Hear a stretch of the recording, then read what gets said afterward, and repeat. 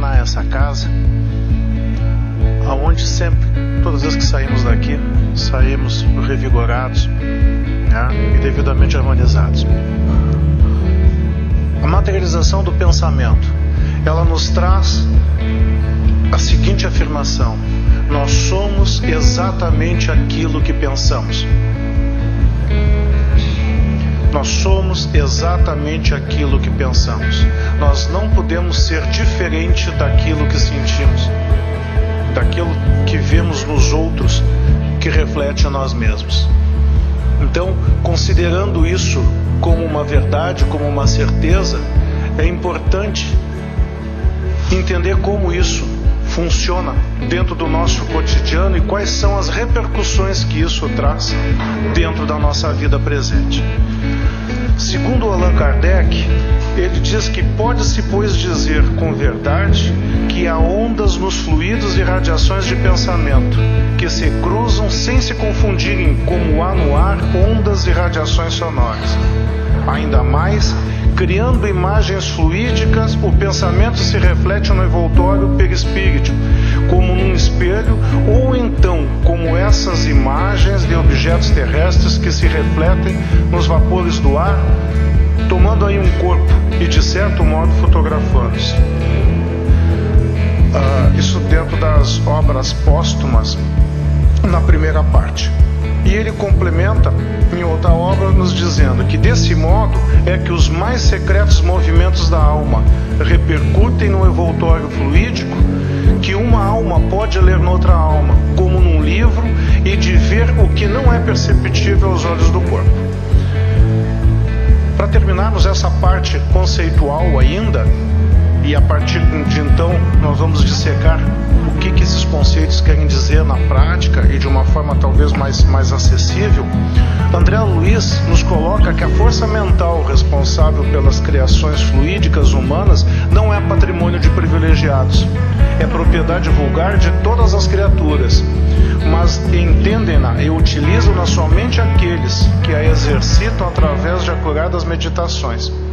No fundo, é a energia plástica da mente que a acumula em si mesma, tomando-a ao fluido universal em que todas as correntes da vida se banham e se refazem nos mais diversos reinos da natureza dentro do universo. Cada ser vivo é um transformador dessa força, segundo o potencial receptivo e radiante que lhe diz respeito. E então, o que nós fazemos com essa parte conceitual? As criações fluídicas nascem do pensamento. O que quer dizer isso? Que aquilo que nós pensamos, nós irradiamos. E aquilo que nós irradiamos é a continuação de nós mesmos. Se no início nós afirmamos que nós somos aquilo que pensamos, por óbvio, aquilo que nós irradiamos é o que estamos a sentir, seja bom ou seja ruim, tenha mérito ou não. É através dele que atuamos então no meio em que vivemos e agimos, estabelecendo um padrão da nossa influência no bem ou do mal.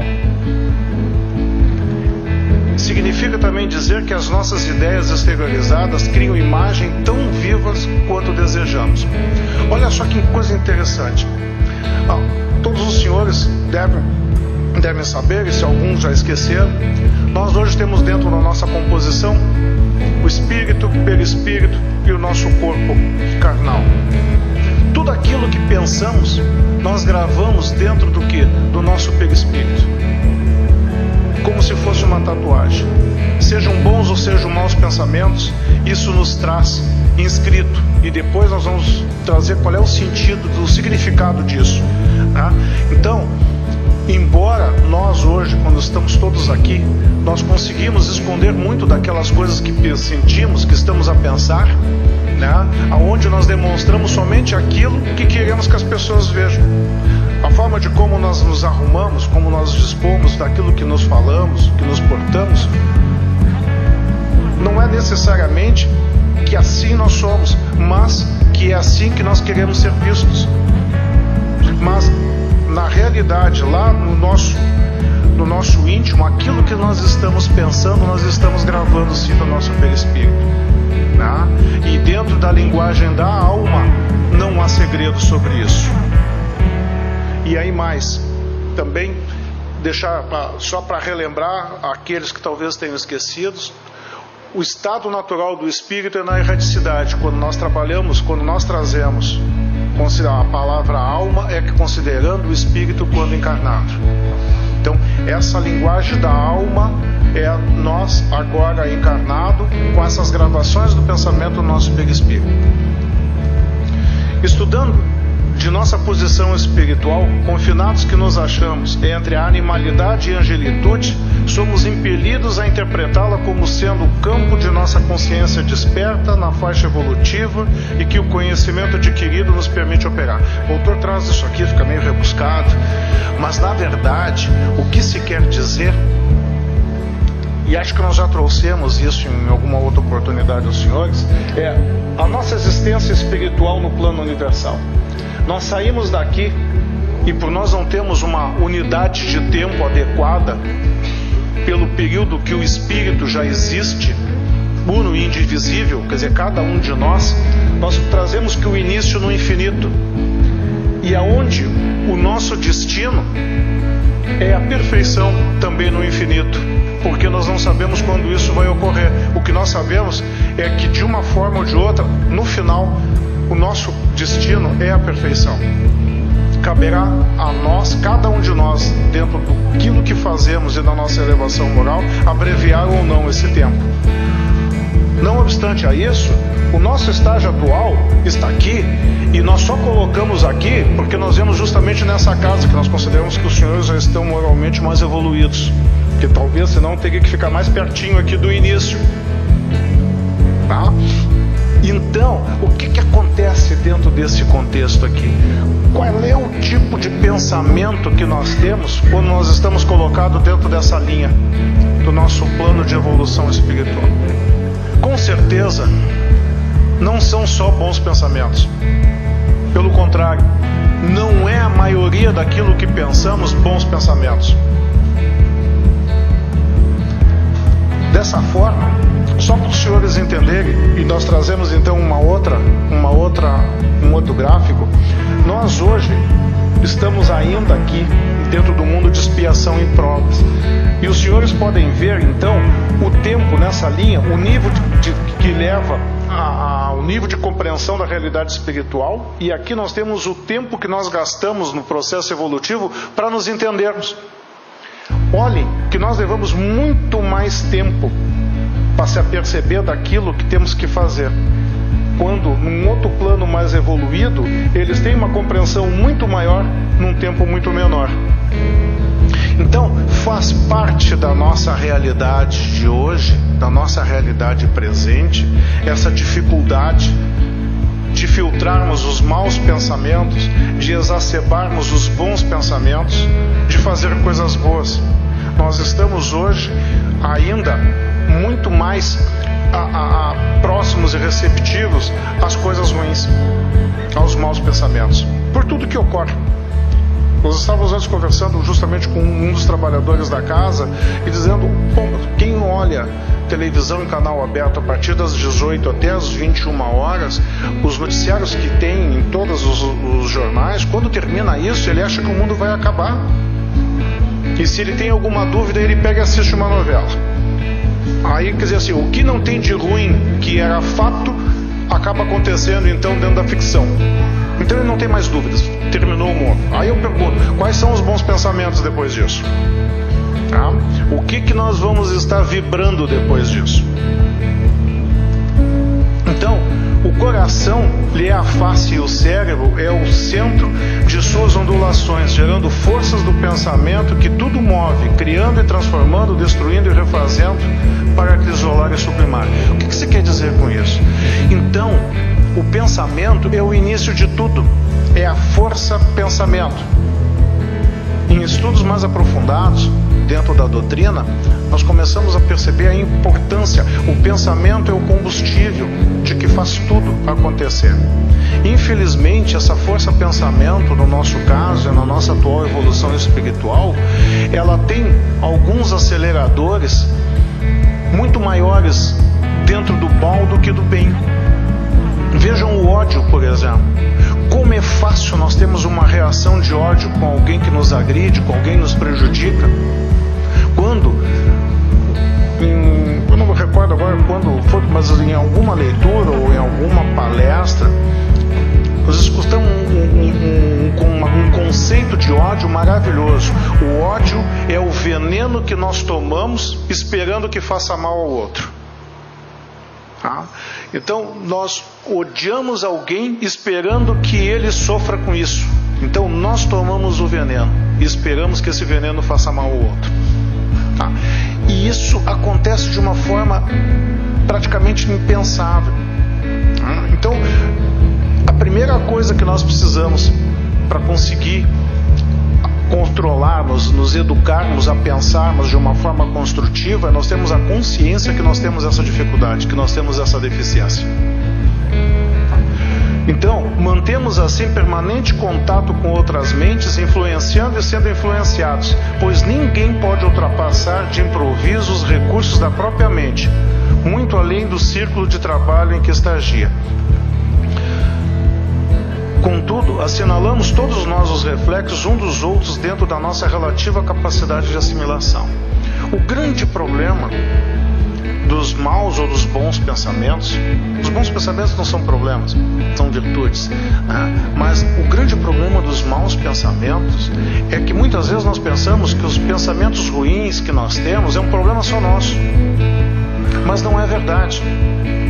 Se nós dissemos anteriormente que através da força pensamento nós geramos vibrações fluídicas, ondulações, e nós encaminhamos isso para onde? Para os confins do universo. Então agora nós aqui, tudo que nós estamos a pensar, cada um de nós estamos influenciando de uma certa forma a nós todos também. É uma troca aonde, a partir do momento em que nós melhoramos esse campo vibratório, nós estamos suscetíveis a pensamentos melhores. Então, mas nós então, o que nos traz isso? Nós temos a responsabilidade mediante terceiros também daquilo que nós pensamos. Então pensar não é só mais uma responsabilidade nossa. A qualidade do nosso pensamento está influenciando outras pessoas também. E por isso nós também somos responsáveis. Teve uma época atrás, quando um livro não espírita, mas trabalhando uma certa espiritualidade e tal, existia um título que era Os Guerreiros de Shambhala, e eles diziam o seguinte, que nós estávamos livres para pensar sobre qualquer coisa, desde que nós não o praticássemos, que nós não efetivássemos aquilo que pensamos. Hoje está muito claro que isso não acontece, que é muito pelo contrário.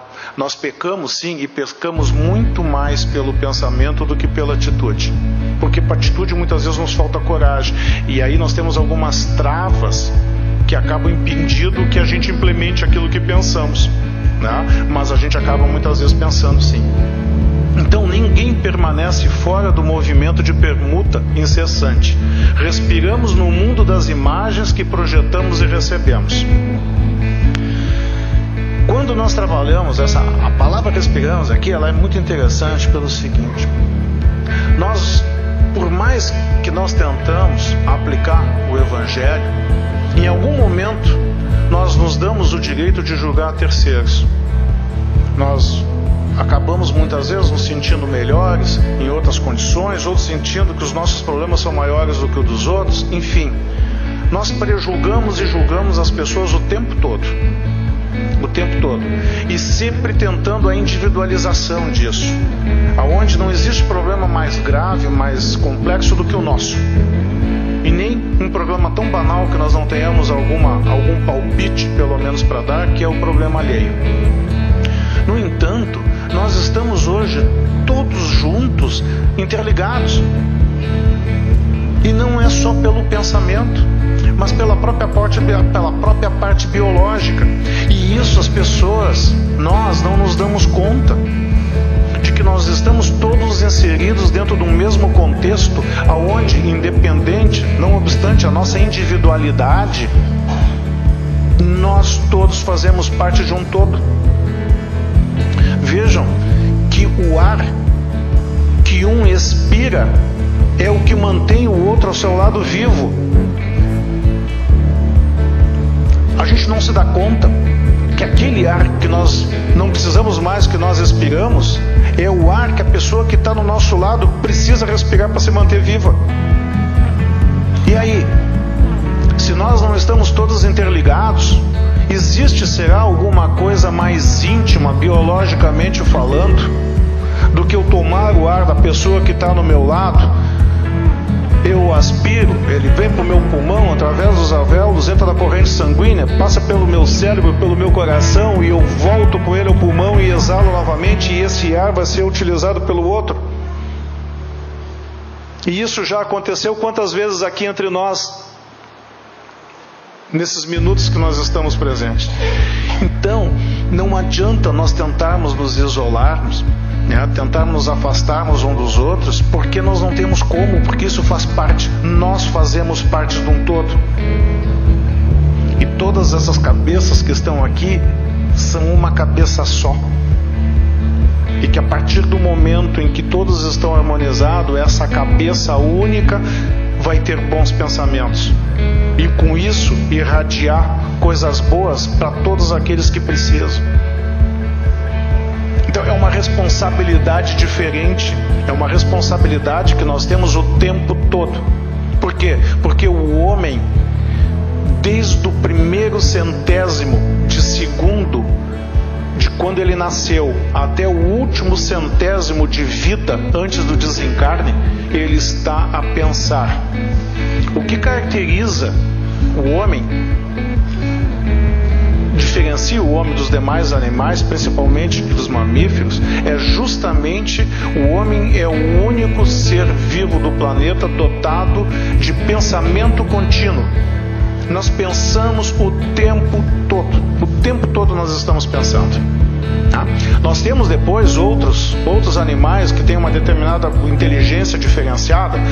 Deixa eu ver se eu me recordo aqui: o cavalo, o cachorro, o elefante, o golfinho, está faltando um, macaco, já falei, e o macaco. São 5 que são dotados de inteligência, mas não de pensamento contínuo.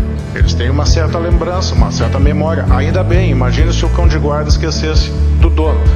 Então nós precisamos que eles tenham essa inteligência, mas pensamento contínuo somos só nós. Então, por elas estacionamos sob a fascinação dos elementos que provisoriamente nos escravizam, e através delas incorporamos o influxo renovador dos poderes que nos induzem à purificação e ao progresso. Então, através do pensamento equivocado, nós caímos lá na fascinação. Eu sou o cara. Eu tive uma oportunidade de palestrar numa casa espírita e por isso eu sou um espírita muito melhor do que os outros. E tal. Fascinação.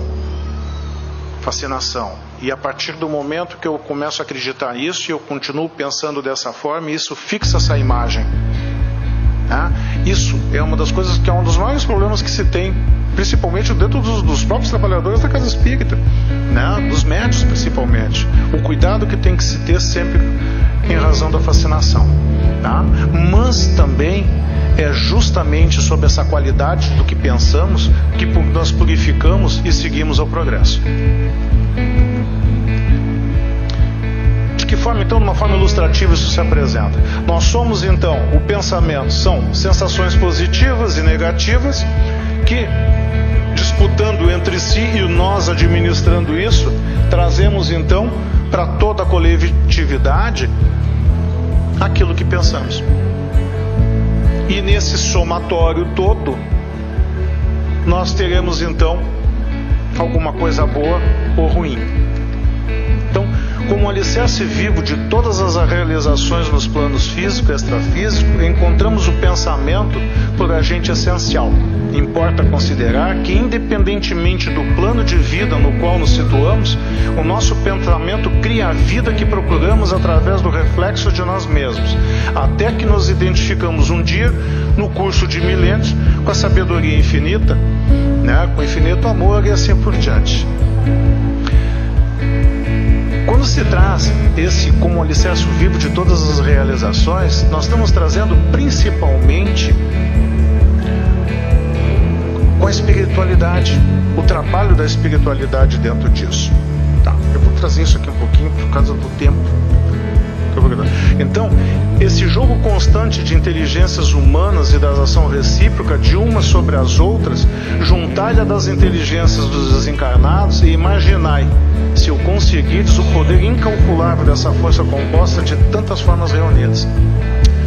Agora, juntando aquilo que nós já conversamos desde o início, a coisa só piorou.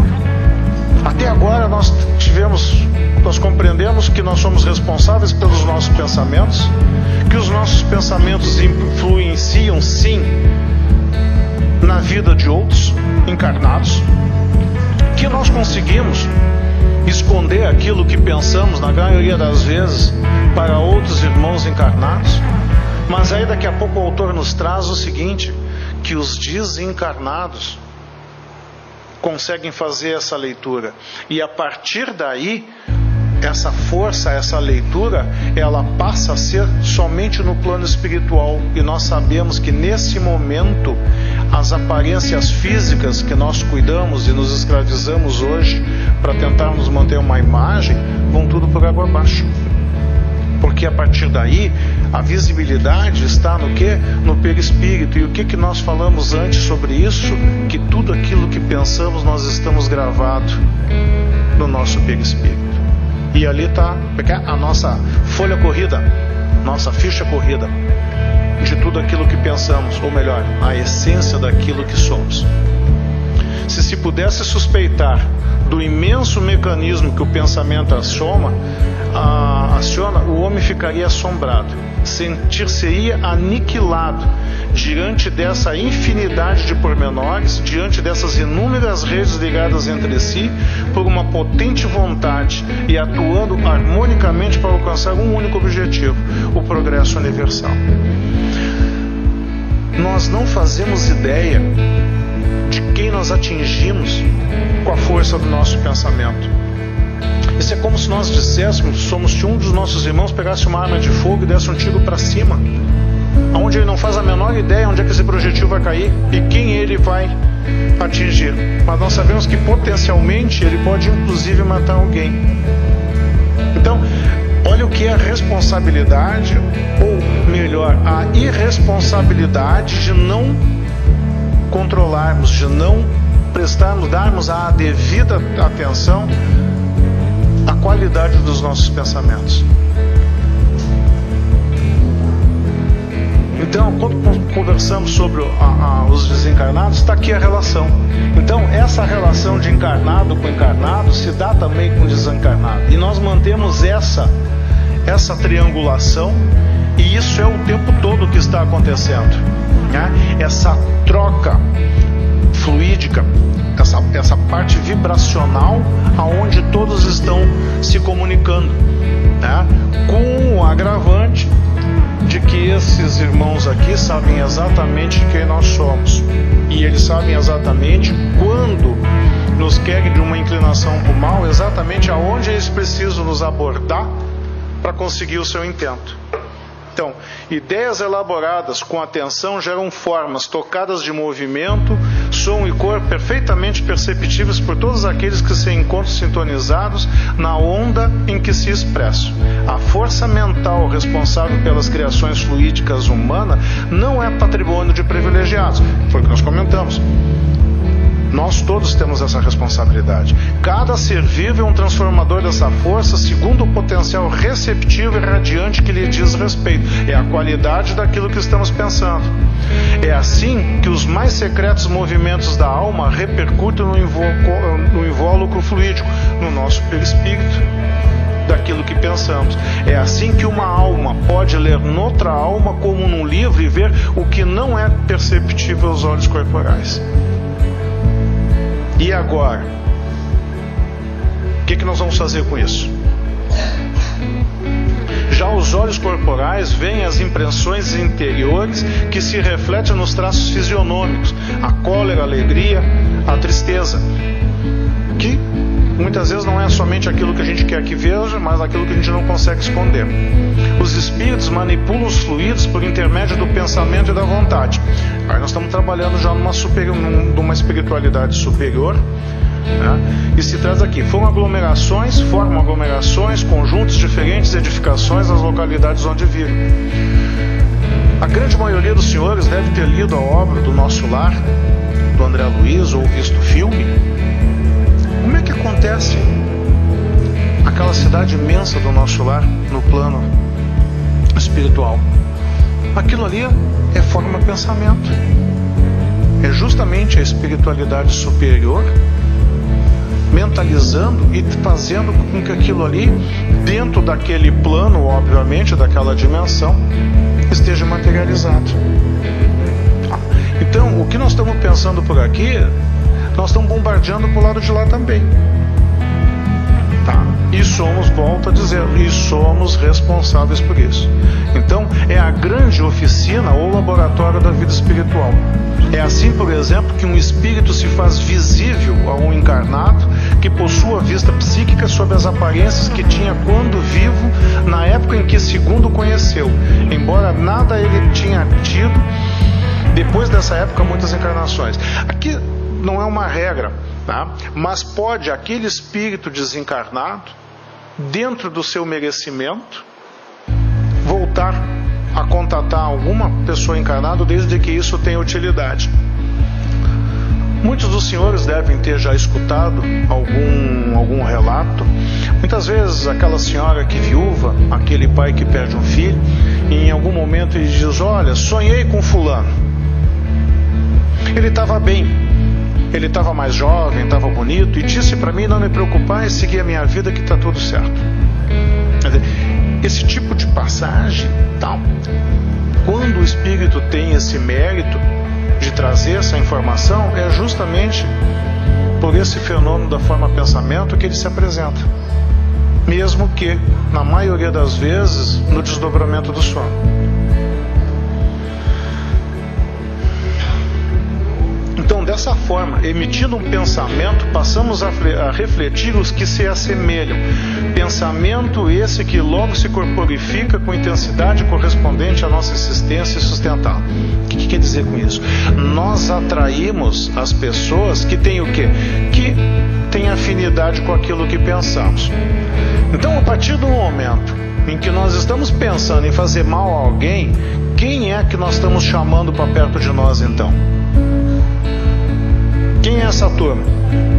Fora o nosso mentor, que aí é uma luta em glória, que está ele sozinho no resto, quem é que está nos incentivando a dar continuidade ao pensamento ou a implementar aquilo que se pensou?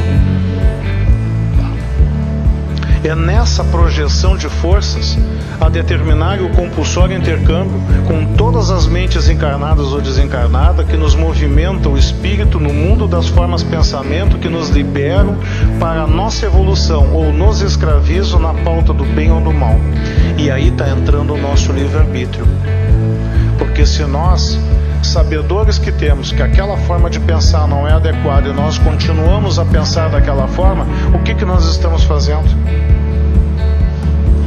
Nós estamos nos punindo, tá? Seja de uma forma consciente, por culpa, ou simplesmente inconsciente, por ignorância, né?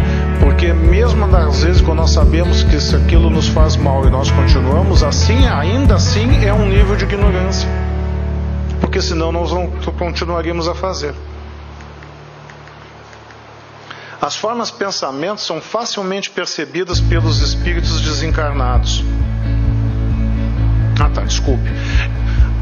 Então, assim, as ações desses espíritos atingem, visto que eles não têm qualquer dificuldade em reconhecer o teor dos nossos pensamentos. Aquilo que nós havíamos falado já sobre a linguagem da alma. Tá? Desse modo, é fácil conhecer a natureza de qualquer pessoa em qualquer plano, através das ocupações e posições que prefira viver. E aí nos traz alguns exemplos, assim, assim é que a crueldade é o reflexo do criminoso, a cobiça é o reflexo do usurário, a maledicência é o reflexo do caluniador, o escárnio é o reflexo do ironista e a irritação é o reflexo do desequilíbrio. mas também, quanto à elevação moral, o reflexo é do santo, que se reflete e que se demonstra como exemplo a nós todos. Então, nos casos das obsessões, há um depoimento onde um obsessor nos diz o seguinte: que conhecido o reflexo da criatura que nos propomos a retificar ou punir, poderíamos dizer de obsediar, é assim muito fácil superalimentá-la com excitações constantes, robustecendo-lhe os impulsos e os quadros já existentes na imaginação e criando outros, se lhe suponham, nutrindo-se dessa forma fixação mental. A partir do momento em que a espiritualidade não comprometida com bem, tendo a condição de ter uma leitura da nossa essência, para eles fica muito mais fácil potencializar aquela inclinação que nós temos, coloca assim, a nossa inclinação ao pecado, tá? De forma a cada vez inflar mais, para que o objetivo seja de nós ficarmos fixados naquilo. O que se está a dizer com isso? A vaidade. Quando se sabe que aquele espírito, que aquele irmão tem uma inclinação para a vaidade, essa vaidade é inflada cada vez mais para que ele não, em momento algum, ele se dê conta que a humildade é necessária, e ele vai se manter por um bom tempo dentro daquele estágio ali, trancando a sua evolução, né? Dentro de uma verdadeira inércia, dentro desse... Como é que eu vou lhe dizer para vocês? Dentro dessa bolha, né, que acaba atrasando a sua evolução. Então, através de semelhantes processos, criamos e mantemos facilmente o delírio psíquico ou a obsessão, que não passa de um estado anormal da mente, subjugada pelo excesso de suas próprias criações. Cuidado! Nós temos a mania de responsabilizar o nosso obsessor por tudo. Olha, imagine, nós descobrimos depois de um determinado momento da vida que nós não tínhamos obsessor. Que frustração é isso? Que vergonha, pessoal. Que tudo que nós atribuímos de errado, que nós pensamos que nos acontece, nós sempre acreditamos no obsessor. O nosso obsessor, ou aquele que nós declinamos como nosso obsessor, é o espírito mais competente que existe, porque ele é o responsável por tudo. Então, se diz, muitas vezes brincando, que o grande talento nosso quando encarnado é fascinar o obsessor. Nós fascinamos o obsessor porque ele se acha o cara, porque tudo que acontece para nós é ele que conseguiu. Então daqui a pouco a obsessão é o inverso, é nossa para ele, e nós o fascinamos e mantemos ele dentro daquele estágio. Então cuidado com isso. Já se disse que 2 asas conduzirão o espírito humano à presença de Deus. Uma se chama amor e a outra se chama sabedoria. E essa é a receita para que nós, dentro da nossa consciência da qualidade daquilo que nós pensamos, como nós temos que agir. Pelo amor, que acima de tudo é serviço aos semelhantes, a criatura se ilumina e se aformoseia por dentro, emitindo em favor dos outros o reflexo de suas próprias virtudes. Pela sabedoria, que começa na aquisição do conhecimento, recolhe a influência dos vanguardeiros do progresso, que lhe comunicam os reflexos da própria grandeza, impelindo-a para o alto. Através do amor, valorizamos-nos para a vida. Através da sabedoria, somos pela vida valorizados. Bonito isso, né? Tá? E é a pura verdade. Aliás, a verdade muitas vezes dói, a maioria das vezes dói, mas nem por isso ela deixa de ser bonita. Não adianta nós queremos, eu amo a todos, eu quero fazer o bem a todos e tal, e não saber como fazê-lo. Como também não adianta nós temos uma cabeça privilegiada e organizada para tudo e não temos esse amor, essa bondade para ajudar o próximo. Nós não temos como ser eficientes amando sem sabedoria, como também não adianta nós sermos sábios sem amor. Daí o imperativo que marchem juntos a inteligência e a bondade. Bondade que ignora é assim como o poço amigo em plena sombra a descendar o viajor sem ensinar-lhe o caminho. De que adianta nós queremos ajudar as pessoas e ficarmos oferecendo água para eles na sombra e não sabemos indicar para ele para onde ele tem que ir, qual é o caminho que ele tem a seguir, porque não sabemos. Da mesma forma, a inteligência que não ama pode ser comparado ao valioso poste de aviso que traça ao peregrino informes de rumo certo, deixando sucumbir ao tormento da sede. O sábio vai dizer, não, o caminho certo é esse aqui. Tá, e a sede? A sede tu te vira, tu perguntou, era para que lado é o caminho, é para cá, eu também não posso fazer tudo por ti. E aí vem a racionalidade. Quando nós começamos a conviver como espíritas dentro de uma casa espírita, o que nós estamos trazendo aqui? O que nós viemos buscar aqui? Além do amparo e do consolo, mas também da sabedoria. Porque é muito fácil, num atendimento fraterno, numa orientação espiritual, dizer, olha, vocês têm que fazer isso. Olha, eu escutei um palestrante que veio lá de Sapiranga, ele disse que nós temos que controlar o que nós pensamos. E aí, a partir daí, começa aquela paranoia. Eu não posso pensar mal, eu não posso pensar mal. E aí ele bota as duas mãos aqui, não vê mais ninguém, passa pelo primeiro vizinho, não cumprimenta o vizinho, já começa, pô, o cara é um chato, exibido, mal educado, não me cumprimentou. Pronto, já estragou tudo. Então, se precisa, a partir do momento em que se tem a consciência da necessidade de saber como fazê-la, porque senão nós trazemos um peso tão grande que nós vamos falir, nós não vamos conseguir, nós vamos fraquejar. E toda vez que nós fracassamos nisso, é muito mais difícil nós nos levantar, porque nós temos que ainda, antes de começar a nos reerguermos, temos que ainda adquirir o quê? A nossa dignidade, a nossa autoestima.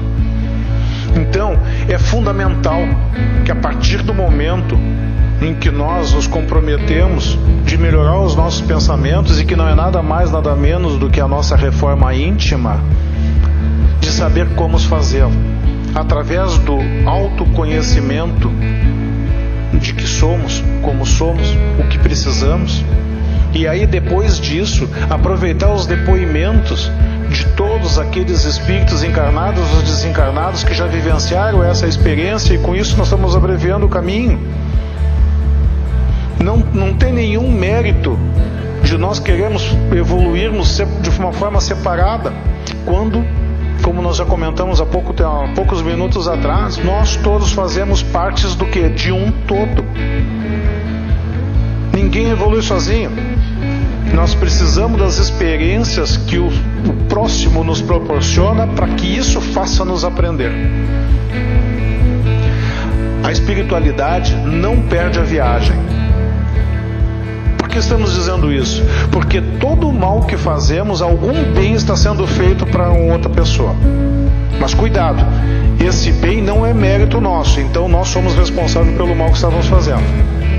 A espiritualidade, dentro das leis divinas, dentro da perfeição do nosso Pai e da competência daqueles a quem Ele delega a responsabilidade de nos coordenar, de nos gerir, é que aproveita essa oportunidade de uma forma de provar alguém, de espiar, de regenerar.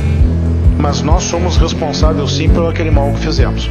A única coisa é que esse mal não é perdido pelo caminho, ele vai ter alguma utilidade. Todos temos necessidade então de instrução e de amor. Estudar e servir são rotas inevitáveis na obra da elevação, dito por nada mais nada menos que o Francisco Cândido Xavier, o Chico, que é um dos grandes exemplos que nós temos. A nossa evolução espiritual está diretamente ligada ao estudo. É muito importante. Muitas vezes nós vamos à casa espírita, assistimos palestra, vemos na busca do passe, da harmonização, trazemos águas para fluir. Mas por que motivação essa?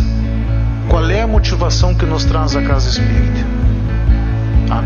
Isso é importantíssimo, porque todos nós seremos amparados, desde que as nossas reivindicações sejam justas, porque se elas não forem justas, nós vamos ser amparados daquilo que precisamos. E infelizmente, a grande maioria das vezes, daquilo que queremos não é daquilo que precisamos. E aí a gente diz, eu fui lá para casa, pedi orientação, não me responderam nada do que eu pedi, do que eu perguntei. Eu fui lá, fiz o passe, até saí bem, mas no outro dia já estava tudo igual de novo. Tá? Mas qual foi a motivação que nos trouxe a casa? Será que ela realmente é justa? Será que ela é digna? Todos nós seremos amparados. Todos nós seremos amparados, tá? Mas de uma forma justa. O problema é o nosso pleito, o nosso pedido. O nosso pedido geralmente não é. E aqueles que trabalham, os trabalhadores da casa, que trabalham com orientações e tal, é normal, daqui a pouco vem aquela pergunta: eu sou fulano de tal, moro em tal lugar e tal, e eu preciso saber quando é que eu vou casar, ou se ou fulano vai casar comigo. E diz, o médio lá não é tão bom assim porque ele não soube me responder. Então, de novo, a motivação que nos traz a casa espírita. Nós vemos aqui para aprender a dominar as ferramentas necessárias para fazermos então as retificações necessárias no nosso espírito para fins de seguirmos então a nossa elevação moral. Faz-se necessário, portanto, compreender que o verdadeiro espírito assim definido é aquele que vivencia o Evangelho ou que se esforça para tal. Eis aí o mérito necessário a nós todos, tá? É nós tentarmos, dentro do possível, viver dentro daquilo que nos mostra o Evangelho. Os senhores querem saber da realidade? Nós todos vamos falhar nessa reencarnação, na próxima, na outra também. Mas cada vez nós vamos falhar menos, até um ponto que vai chegar que nós não vamos mais falhar. Mas aquilo que importa é que a gente tente viver dentro da nossa, como é que é, dos predicados que são apresentados dentro do Evangelho e em todas as outras obras que mostram como nós podemos proceder com isso. Isso é o que importa. Porque também de nada adianta nós participarmos aqui de todos os estudos sistematizados da casa, ler todos e qualquer livros espíritas que aparecer, a gente decora aquilo, faz com destacador, marca e tal. Nós somos uma enciclopédia ambulante de tudo. Aí quando desencarnar, se daqui a pouco tem alguém parecido lá com São Pedro por lá, e aí pergunta, e aí, o que fizesse de bom? Não deu tempo? Olha o que tinha de livro para ler. Só do Divaldo são quantos? Algumas centenas. Quer dizer, como é que nós vamos ter tempo para fazer o bem? Como é que nós vamos cuidar da horta? Como é que vai dar tempo para cuidar da horta se nós temos que estudar, temos que ler tanto? Tem dois ditados: quem não tiver muito tempo para ler, tem só duas coisas que a gente conta, e isso já vai superar o resto todo. Se vocês não conseguirem, aí leiam todas as obras. Amar a Deus sobre todas as coisas e amar o próximo como a si mesmo. Quem não tiver tempo para ler, toca essas duas e o resto não precisa mais. Com todo o respeito ao Divaldo, ao Chico, enfim, a todos eles. Nós não precisamos mais de nenhum. E o pior, que o segundo mandamento a gente tem conseguido fazer: amar os outros como a nós mesmos. Porque como não nos amamos, então tá fácil para os outros também. Não é verdade?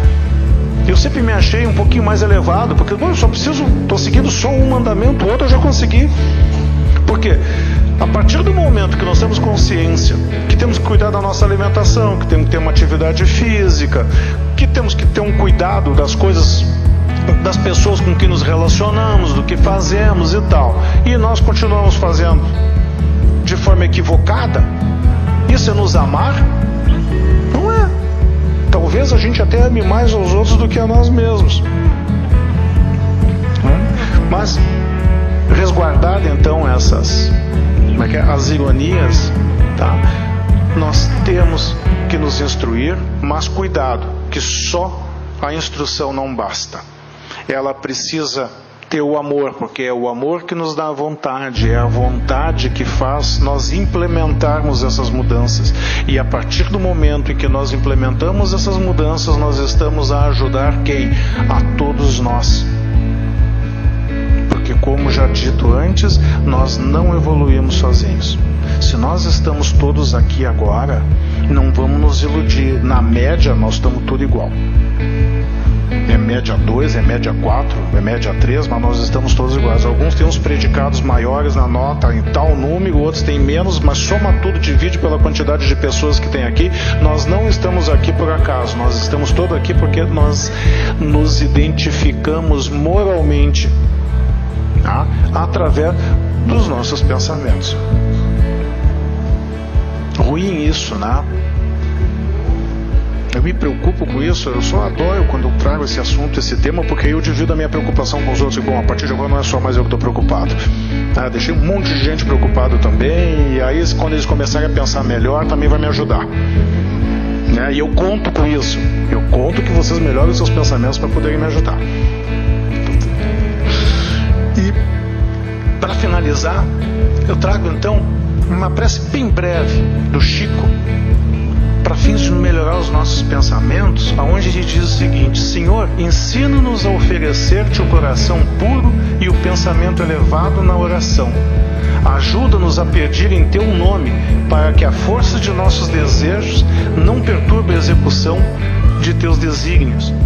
Ampara-nos a fim de que o nosso sentimento se harmonize com a tua vontade e que possamos cada dia ser instrumentos vivos e operosos da paz e do amor, do aperfeiçoamento e da alegria, de acordo com a tua lei. Que assim seja.